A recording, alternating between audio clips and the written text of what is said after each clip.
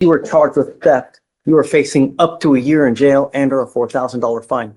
The complainant reported that his church mailed out checks for payments to various utilities with multiple checks that were then stolen.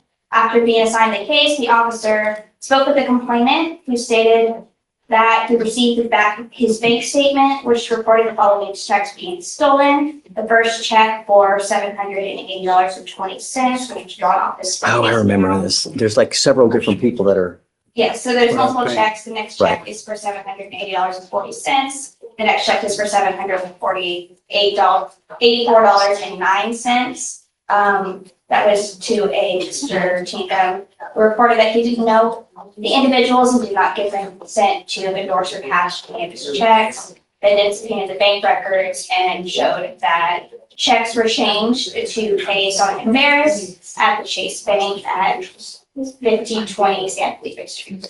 do we have it that she actually negotiated the check and put in her account? I have to figure that, Yes. banks, I mean, there are cameras everywhere. And Joe, right? may you please ask Yes, her what the date? teller job log journals indicate that the person casting the check presented a Texas ID as the primary identification source. The officer then checked this identification through the Texas driver's license database and found that it was associated to the. What was the date of the transaction, may I ask, state? Because my client has been incarcerated, she hasn't been, 2023, believe it or not. Yes. What is it? On April 12th, 2023. April 12th, 2023. Okay. So, Ms. Ferris, I'm going to find that there's sufficient probable cause to go forward with your case. So then too messy.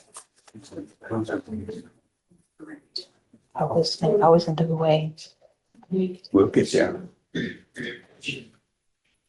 just wanted to make sure that it wasn't during the time that you were incarcerated. April of 23, 22, April 23rd, I got out of the way. Ms. Ferris, as a condition of your bond, I'm ordering you not to have any contact with the complaining witness in this case.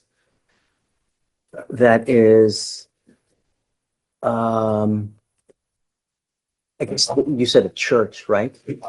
Or the person who is associated. So you're not to have any contact with the actual church and the person who is the owner of the checks.